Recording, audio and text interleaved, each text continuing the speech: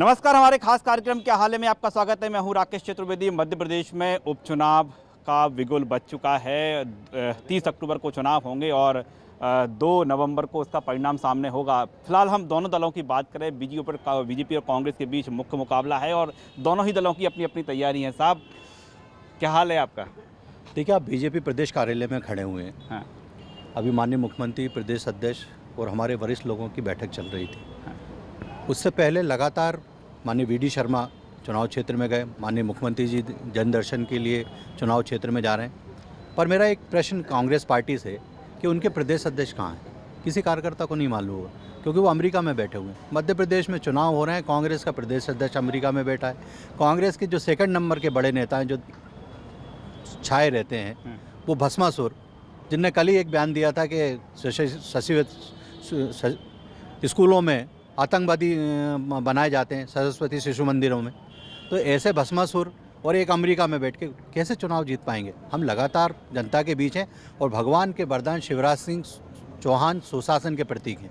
आपने 28 स्थानों पर भी चुनाव में देख लिया। और माननीय वीडी शर्मा जो युवा हृदय सम्राट हैं, वो भी लगातार क्षेत्रों में दौरा कर रहे हैं और भाजपा का हर कार्यकर्ता ऐसा नहीं लग रहा कि ये जो उपचुनाव हैं चारों, ये 2023 का सेमीफाइनल का है इसको? देखिए, मुझे लगता है कि जब जब हिंदुस्तान में कहीं भी किसी प्रदेश में चुनाव होते हैं, यही जोड़ा जाता है कि ये सेमीफाइनल है। और ये सरकार बदलने और सरकार बनाने का चुनाव 28 स्थानों पे हुआ था और उसमें जनता ने माननीय शिवराज सिंह चौहान पे विश्वास व्यक्त किया और शिवराज सिंह चौहान जी के विश्वास व्यक्त किया। आज मध्य प्रदेश में भाजपा की सरकार है और माननीय मुख्यमंत्री 24 घंटे जनता के बीच काम कर रहे हैं और लगातार उसके परिणाम जनता हमें दे रही है। चलिए, ये जो है हम बात कर रहे हैं बीजेपी प्रदेश कार्यालय में हैं और यहाँ पर देखिए कुछ ही देर पहले एक अहम बैठक हुई है। हालांकि तमाम जो ज़िलों से लोग यहाँ पर पहुँचे हैं, बैठक अभी भी जारी है, लेकिन सीधे तौर पर जो कैसा आप तो उपचुनाव की तैयारी शुरू? पार्टी का जो आदेश होगा सब करेंगे, सब कार्यकर्ता तैयार बैठे हुए हैं। चारों जगह अब तारीख घोषित हो गई हैं। हाँ, है ना। कितनी तैयारी है? फुल तैयारी है। भारतीय जनता पार्टी जिंदाबाद, जीतेंगे और विजय हासिल करेंगे। हर बार यही कहा जाता है, मतलब आपको क्या लग रहा और है? हर बार जीतते हैं और भारतीय जनता पार्टी की सरकार बनती है। हाँ, इसे कहें कि 2023 का ये सेमीफाइनल होगा? नहीं, ये नहीं कह सकते। हाँ। लेकिन भारतीय जनता पार्टी जीतेगी। क्या लग रहा है आपको? क्या लग रहा है?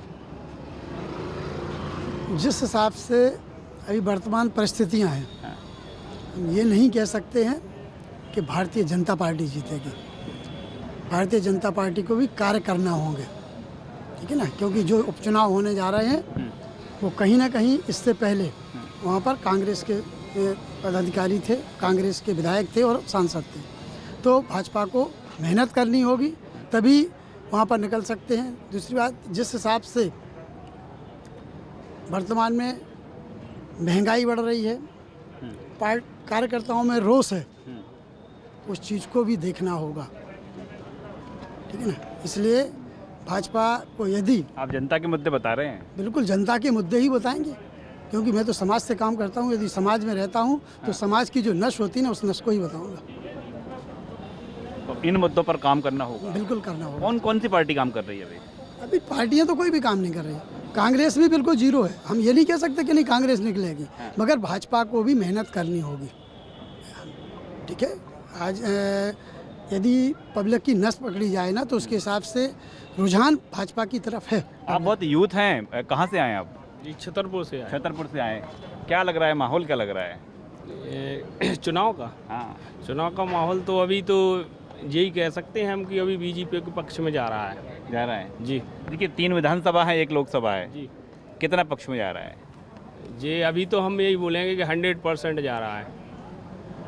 आपको लग रहा है ऐसा? महसूस कर बिल्कुल रहे हैं? लग रहा है, क्योंकि अभी जो वर्तमान स्थिति चल रही है, तो इसमें ये लग रहा है कि जो अभी काम चल रहे हैं वो तो बीडी भाई साहब के कार्यकाल में भी बहुत अच्छे काम चल रहे हैं। इसलिए हम तो यही जानते हैं कि अभी बिल्कुल। आपको क्या लग रहा है? भारतीय जनता पार्टी जीतती आई है और भारतीय जनता पार्टी 1 लोकसभा और 3 विधानसभा जीतेगी। तो चलिए, ये बीजेपी कार्यालय की बात हुई। जरा कांग्रेस प्रदेश कार्यालय चलते हैं, वहाँ क्या हाल है। इस समय हम प्रदेश कांग्रेस कार्यालय में मौजूद हैं। साहब, क्या हाल है आपका? ठीक है। आज तो बिगुल बज चुका है, तो क्या लग रहा है आपको?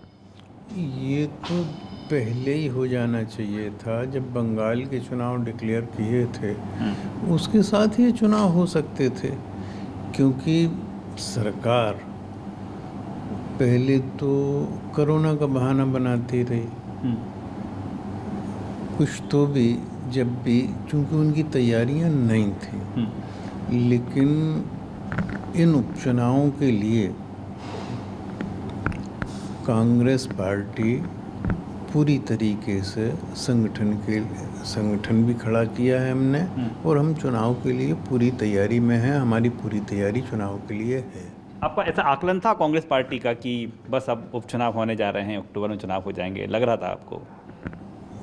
दरअसल चूंकि सत्ताधारी दल का जो चरित्र है वो कह के करने का नहीं है, धोखा दे के करने का है। तो इस बात को हम जानते हैं, इसलिए हमारी तैयारी पूरी थी। अब ऐसा लेकिन ये कहा जाता है ना कि चुनाव कराने का फैसला तो इलेक्शन कमीशन का होता है, भारत निर्वाचन आयोग तय करता है ये सब चीज़ें। चुनाव तो इलेक्शन कमीशन ही कराता है, ये सही बात है, लेकिन चुनाव कराने के लिए इलेक्शन कमीशन को रिक्विजिशन तो स्टेट गवर्नमेंट का जाता है। स्टेट गवर्नमेंट की जब तैयारियां, स्टेट गवर्नमेंट जब ये कहती है कि हमारी पूरी तैयारी है, आप चुनाव करा लीजिए, क्योंकि इलेक्शन कमीशन को जो भी इलेक्शन मशीनरी देनी है वो तो स्टेट को देनी है ना। स्टेट गवर्नमेंट की ही पूरी मशीनरी, जहाँ चुनाव होता है, जब चुनाव डिक्लेयर होता है तो वो मशीनरी इलेक्शन कमीशन की मशीनरी हो जाती है, अदरवाइज स्टेट की। जब तक स्टेट उसको क्लियरेंस नहीं देगी या रिक्विजिशन नहीं देगी तब तक इलेक्शन कमीशन इलेक्शन डिक्लेयर नहीं करता। तो अब क्या आकलन है? 4 सीटें हैं, महत्वपूर्ण हैं, चारों की चार तो महत्वपूर्ण हैं चारों की चारों सीटें बहुत अच्छे मार्जिन के साथ कांग्रेस पार्टी जीतने जा रही। और ये बात सिर्फ मेरे कहने की नहीं है, आप लोग भी, हमारे पास जो फीडबैक आता है वो हमारा अपना होता है, लेकिन आपके पास जो फीडबैक होता है वो पॉलिटिकल वर्कर के अलावा जनता का भी होता है। और इस बात से आप लोग भी वाकिफ़ हैं कि जनता की धारणा इस समय क्या है। जनता की धारणा इस समय सरकार को धूल चटाने की है, चाहे वह प्रदेश की सरकार हो या देश की सरकार। एक और सवाल है मेरा, आपके मंत्री, पूर्व मंत्री रहे पीसी शर्मा बोल रहे हैं कि हमारे तो जो कैंडिडेट हैं डिक्लेयर हैं, उन्होंने काम करना शुरू कर दिया है, क्या ऐसा वाकई है? हमारे कैंडिडेट करीब करीब तय हैं, सिर्फ औपचारिक उनकी घोषणा बाकी है, जो माननीय अध्यक्ष जी, माननीय राष्ट्रीय अध्यक्ष जी से अप्रूवल लेके उनकी घोषणा हो जाएगी, क्योंकि कैंडिडेट का डिक्लेरेशन AICC करती है। तो मतलब आपके कैंडिडेट हैं वो सक्रिय हो चुके हैं विधानसभा लोकसभा में? हाँ, हमारा न केवल कैंडिडेट, हमारा पूरा संगठन बूथ लेवल पे एक्टिव हो चुका है। हम उसकी तैयारी काफ़ी पहले से कर रहे थे।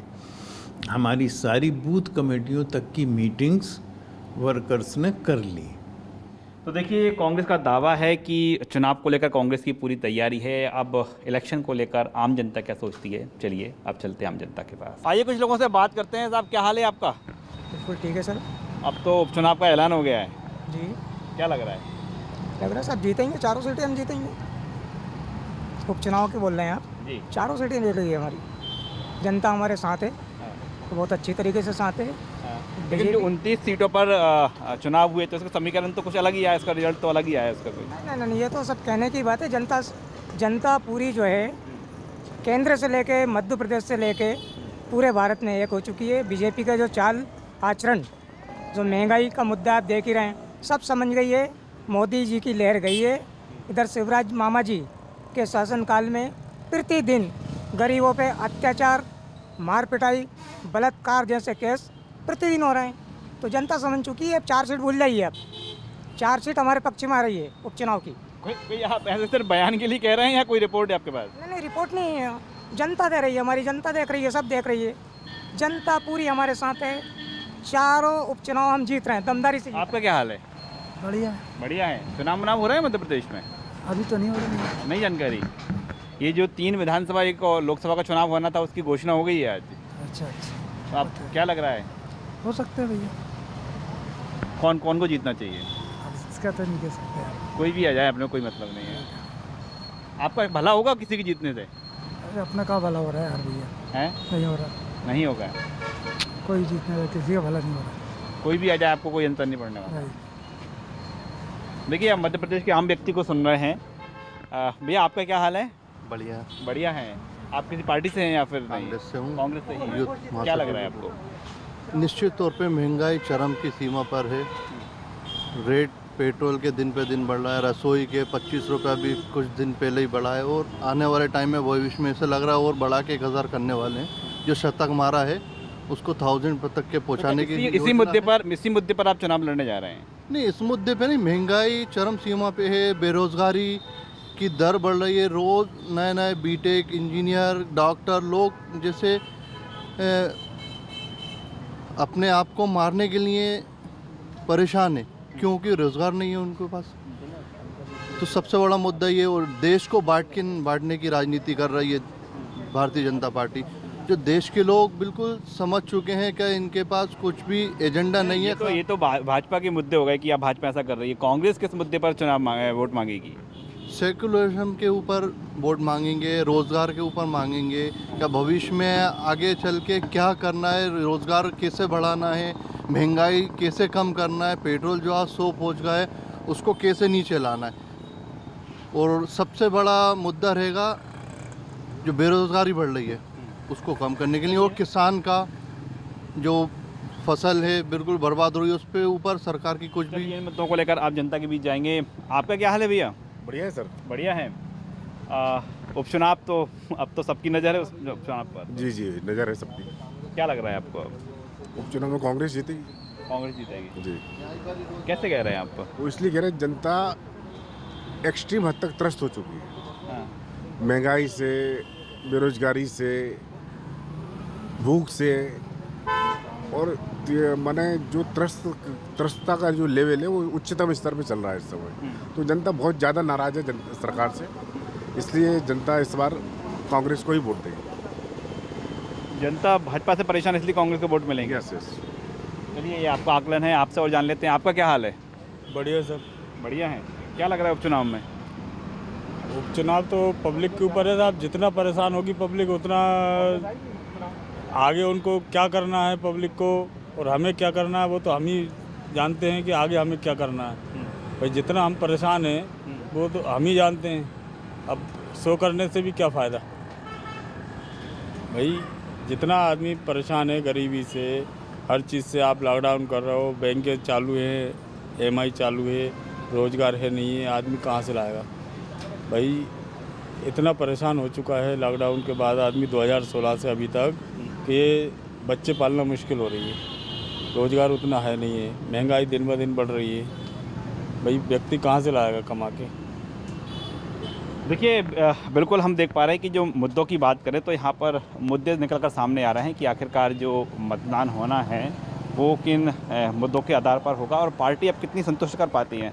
साहब क्या हाल है आपका? बढ़िया है। मध्य प्रदेश में उपचुनाव हो रहे हैं, आज ऐलान हो गया है, जानकारी नहीं है आपको? चुनाव से कुछ अंतर पड़ता है आपके ऊपर? नहीं पड़ता है? नहीं सर, कोई अंतर नहीं पड़ता, सब बर्बाद कर दी है। कोई जीते कोई हारे, आम जन मतलब नहीं है, सब बर्बाद कर दी है। लोगों को पटियों पे ला दिया, बचे ही नहीं है किसी लायक लोग। सरकार ने ये कर दिया। खुद की 2-2 गाड़ियाँ थी, यार ड्राइवर ही कर रहे हैं, सुबह से 50 रुपये कमाएं, वो भी खर्चा होगा। देखिए, आप ये मध्य प्रदेश के आम व्यक्ति को सुन रहे हैं और जाहिर तौर पर है जो व्यक्ति परेशान है उसका यही कहना है कि कोई भी दल जीते उसका इतना निराश हो चुका है व्यक्ति कि उस पर कोई अंतर नहीं पड़ने वाला। चलिए और भी लोगों से जानते हैं वो क्या सोचते हैं। चलिए अब आम व्यक्ति से जानते हैं उनका क्या हाल है और आखिरकार हम जिस चुनाव की बात कर रहे हैं क्या चुनाव से लोग प्रभावित होते हैं। और वो क्या सोच रहे हैं चुनाव को लेकर, आइए जानते हैं। भैया क्या हाल है आपका? बढ़िया है। मध्य प्रदेश में उपचुनाव हो रहे हैं, 3 विधानसभा 1 लोकसभा, आप पर कोई असर है उसका कि कुछ नहीं? हम पे कोई असर नहीं, कोई असर नहीं है, कोई लेना देना नहीं है। इनको लेना देना है, इनसे कुछ नहीं। अच्छा, क्या आपका नाम क्या नाम है? प्रकाश। उपचुनाव हो रहा है मध्य प्रदेश में, जानकारी है कुछ? नहीं। आज घोषणा हो गई है, 30 अक्टूबर को मतदान है, क्या सोचते हैं आप?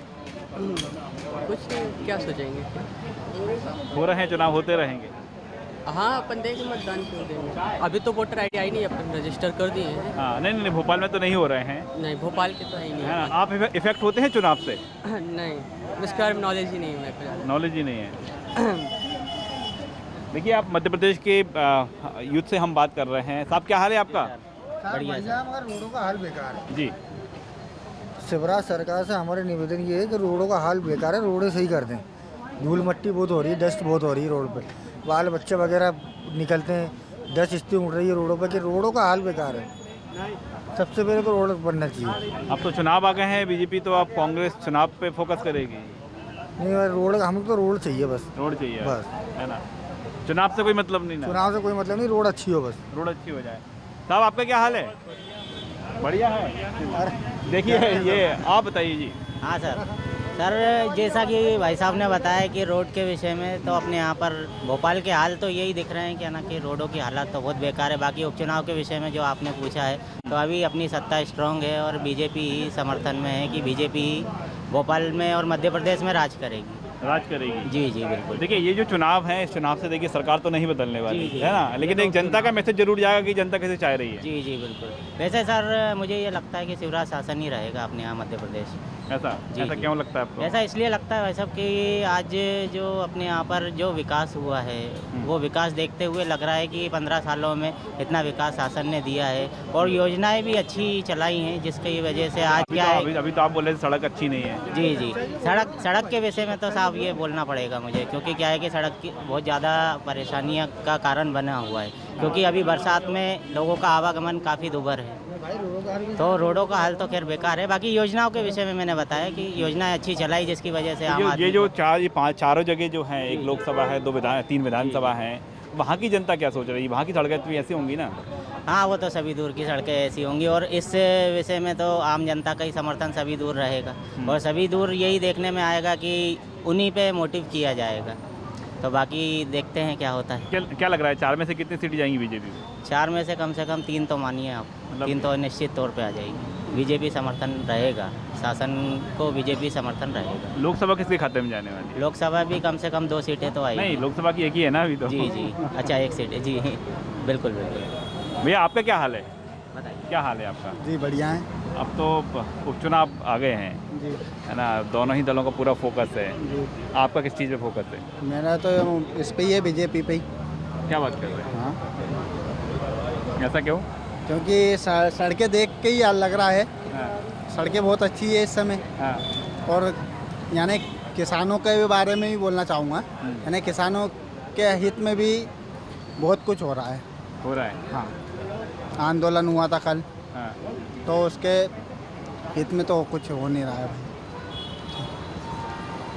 तो देखिए, ये जो तमाम सीटें हैं, इसमें किसान महती भूमिका निभाने वाले हैं। जी, सब ग्रामीण अंचल की जो हैं विधानसभा है। जी, तो ग्रामीण में क्या बोलूँगा आप, कुल मिला के किसान निर्णायक भूमिका में रहेंगे। जी। आपका क्या हाल है? बस सर बढ़िया। बढ़िया है। कोई चुनाव से असर पड़ता है? नहीं सर, कुछ नहीं पड़ता। कोई असर नहीं पड़ता है, बस बीजेपी आएगी। बीजेपी आ रही है? हाँ, मामा ही रहेंगे अपने। ऐसा क्यों? और क्या, मामा अच्छे लगते हैं आपको? हाँ बिल्कुल, मामा ही आएंगे इस बार भी। बस, तो धन्यवाद। आप ये मामा को चाहते हैं या फिर कोई रिपोर्ट है आपके पास? नहीं, कोई रिपोर्ट नहीं सर, सब बढ़िया है, मामा ही आएंगे और मामा ही को रहना चाहिए, हमेशा रहना चाहिए। कोई उनके बड़े काम? सभी हो रहा है बड़े काम, कोरोना पे भी उन्होंने ध्यान दिया, आज कोरोना भी ख़त्म में चल रहा, आगे भी करते रहेंगे। देखिए, हम बात करें मध्य प्रदेश के मुख्यमंत्री शिवराज सिंह चौहान, उनको भी चाहने वाले लोग हैं और ख़ासकर यूथ है। यूथ ये मान रहा है कि कोरोना जिस तरह से मध्य प्रदेश में एक मॉडल के तौर पर रहा है उससे यूथ जो है खुश है। भैया क्या हाल है आपका? मैं अच्छा हूँ। बढ़िया है। अब तो मध्य प्रदेश में चुनाव है, हाँ जानकारी लग गई होगी आपको जी। क्या होने वाला है, क्या लग रहा है? सरकार की जो योजनाएं हैं उनका लाभ आम जनता को कितना मिल रहा है महत्वपूर्ण वो है। तो प्रत्येक घर का यदि या प्रत्येक नागरिक का सर्वे लें, उसमें जैसे मेरी जो समस्या है यदि उसका निराकरण अधिकारी या राजनेता करते हैं तो मेरे लिए अच्छा है, उस आधार पर मैं वोट दूंगा। ये एक ही आकलन है। हाँ, ये एक आकलन है जो एक सरकार की जिम्मेदारी होती है। फिलहाल देखिए कह रहे हैं बहुत छोटा चुनाव है, 3 विधानसभा हैं, 1 लोकसभा है। क्या लग रहा है आपको बीजेपी कितनी सीट ले जाएगी? ये तो वहाँ का भौगोलिक जो स्थिति है अभी, वहाँ की जो आम जनताओं की समस्या है उसको लेके वहाँ हो सकता है कि कोई निर्दलीय प्रत्याशी जीत के आए जो समाज सेवा निरंतर काम कर रहा हो। ऐसा भी हो सकता है। ऐसा भी हो सकता है। भाई क्या है कि जैसे पिछले 2018 के विधानसभा चुनाव में मध्य प्रदेश में जो स्थिति थी, कुछ लोगों को सर्वे के आधार पे जो है टिकट काट दिए गए थे या किसी और कारणवश पट्टेवाद की राजनीति को देखते हुए, तो वो कुछ लोग निर्दलीय लड़े प्रदेश में अन्य अन्य विधानसभाओं में, वहाँ पे कई मिनिस्टर हारे हैं। ऐसा एक बिल्कुल, और ऐसे नहीं हारे बल्कि 4 जो है निर्दलीय विधायक भी चुने गए थे मध्य प्रदेश में। हाँ, तो और कुछ जो है निर्दलीय लड़ने के कारण कुछ मिनिस्टर या विधायक हारे, तो कहीं ना कहीं सरकार को खामियाजा उसका भुगतना पड़ा था। तो कहीं ना कहीं जनता ने उसको नकारा है। तो आपकी एक बात समझ पा रहा हूँ कि आपका जो है किसी पार्टी पर फोकस नहीं है, निर्दलीय पर ज़्यादा है। निर्दलीय का इसलिए है कि क्या है कि जो एक्चुअल काम करने वाला व्यक्ति रहता है तो वो थोड़ा सा इन सब चीज़ों से काफ़ी दूर रहता है। तो मेरे ख्याल से जो आम जनता के मुद्दे उठाए उस व्यक्ति को मौका देना चाहिए, चाहे वो भाजपा हो चाहे कांग्रेस। देखिए बहुत बड़ी बात बोली है आपने, बहुत बड़ी वाली बात बोल दी उन्होंने कि पार्टी से मतलब नहीं है, कौन काम कर रहा है इससे मतलब है। बिल्कुल, बहुत सही बात कह रहे हैं ये कि जो ग्राउंड लेवल पे कार्य कर रहा है तो उसको भी क्यों ना बढ़ाया जाए। जैसे जो जनता की समस्या लेके जा रहा है, कर रहा है, उसको भी बराबर बढ़ाया जाए। तो ऐसा नहीं है कि कोई पार्टी विशेष, लेकिन जो धरातल पे काम कर रहा है उसका भी क्या है, पार्टी का चाहे वो भाजपा हो, कांग्रेस हो, चाहे सपा हो, बसपा हो, सब पार्टी के आप संविधान उठाएंगे उसमें सब अच्छी अच्छी बातें लिखी रहती है। और चुनाव का मैनिफेस्टो आप पढ़ेंगे उसमें भी बहुत अच्छी चीज़ें लेकिन उस आधार पे आम जनता को उसका लाभ मिल रहा है, तो ये भी तो एक बहुत बड़ा मुद्दा है। क्या है, आज के यूथ के उसमें या पढ़े लिखे वर्ग में अपन देखें तो उन सब चीज़ों में ये सब चीज़ें बड़ी महत्वपूर्ण होती हैं कि भाई वो चीज़ें पूरी हुई कि नहीं। जिस हिसाब से मध्य प्रदेश में जो सरकार अभी बनी है भाजपा की, तो कहीं ना कहीं बोलते हैं कि भाजपा के लोग व कांग्रेस के लोग भाजपा में पहुंच गए इसलिए सरकार बनी, लेकिन आम जनता ने तो नकारा है। मैं कोई पॉलिटिशियन नहीं हूँ ना कुछ हूँ, मैं अपना स्वयं का व्यवसाय करता हूँ, लेकिन कहीं ना कहीं ये चीज़ें समझ में आती हैं तो इससे भी बहुत प्रभाव पड़ेगा। ये तो 3 ही विधानसभा चुनाव हो सकता है, 23 विधानसभा चुनाव में इसका खामियाजा किसी भी पार्टी को भुगतना पड़ सकता है। जी आप कुछ कह रहे थे? नहीं, बिल्कुल सही बात कह रहे हैं ये कि पार्टी को इसी जो जनता है, जनता क्या है कि काफ़ी परेशान हो चुकी है, क्योंकि सरकार बनती है, वोट होते हैं, विधायक नेता मंत्री दूसरी पार्टी में चले जाते हैं, है ना। ठीक है, अभी आपने देखा ना क्या हुआ अभी वर्तमान में, तो कई मिनिस्टर भी हारे हैं अभी आपके, कई उठा लीजिए तो कितने, कम से कम 16, 15, 13 मिनिस्टर हारे हैं अभी इस बार। आपके बुरहानपुर साइड भी ये क्या मैडम का क्या नाम था उनका, अर्चना चिटनीस। हाँ, अर्चना चिटनीस, वो भी हारी। तो ऐसा नहीं है कि मंत्री थे तो मंत्री को तो कम से कम काम करना था ना उनकी विधानसभा में, तो वो हारती। जबलपुर उत्तर मध्य से शरद जैन भी हारे चुनाव। वो तो पटेरिया जी ने वहाँ पे दमखम से लड़ा, लेकिन क्या हुआ, पार्टी ने पटेरिया जी को ही टिकट नहीं दिया, जबकि धरातल का ज़मीनी कार्यकर्ता थे वो नीचे से ऊपर उठ के गए थे। पंडित धीरज पटेरिया जी जो युवा मोर्चा के 2004 में प्रदेश अध्यक्ष थे, मैं उनकी बात कर रहा हूँ। यही मेरा कहना है कि हर चीज़ को, पार्टी को भी हर चीज़ को देखना चाहिए, चाहे बीजेपी हो, कांग्रेस हो, दोनों को अपने नीचे वाले कार्यकर्ता को भी आगे तक बढ़ाने की कोशिश करना चाहिए। तो देखिए ये आप मध्य प्रदेश के वोटर्स को सुन रहे हैं। हालांकि समूचे मध्य प्रदेश में इलेक्शन नहीं है, लेकिन जो मतदाता है, मतदाता का रुझान है वो जाहिर तौर पर है उन बातों को बता रहा है कि जिन आधार पर जो है इस बार जनता मतदान करेगी। ज़ाहिर तौर पर वो लोगों की समस्याओं का कितना निराकरण हुआ है, ऐसे तमाम मुद्दे हैं जिनको लेकर मतदान करने जा रहे हैं। आइए कुछ और यहाँ पर जो लोग मौजूद हैं, क्या वो इससे इफ़ेक्ट होते हैं, उनसे जानते हैं। साहब क्या हाल है आपका? बढ़िया है। मध्य प्रदेश में उपचुनाव है, अब तो तारीख का ऐलान हो चुका है, 30 अक्टूबर तारीख है, मतदान होगा। उसका तो अभी अपन को नहीं, आप इलेक्शन से, चुनाव से आप इफ़ेक्ट होते हैं? कुछ नहीं इसमें नहीं होते, कोई भी पार्टी आ जाए? कोई पार्टी नहीं, कोई मतलब नहीं, वोट डालने चले जाते हैं, कोई भी आए, मैं इतना करता। ऐसा नहीं लगता कि कौन सी पार्टी को जीतना चाहिए, कौन सी को नहीं जीतना चाहिए? नहीं, जिसका पब का भारी आता है उधर ही चले जाते हैं। देखिए, जो वोटिंग है और उसका एक क्राइटेरिया ये भी है कि पल्ला किसका भारी है, और मतदाता सोचता है कि उसका वोट बेकार ना जाए, तो ऐसे ही प्रत्याशी को मतदान दिया जाए, उसके पक्ष में मतदान किया जाए। तो जाहिर तौर पर है मतदान के अलग अलग पहलू हैं, और हम मतदाताओं की बात करें, हमने तमाम मतदाताओं से बात की है। अब देखते हैं कि जो 4 सीटें हैं उसमें से किसके खाते में कितनी सीटें आती हैं, मतदाता किसका चुनाव करता है। क्या नाम है? लवनेश सैनी के साथ राकेश चतुर्वेदी, न्यूज़ 24 भोपाल।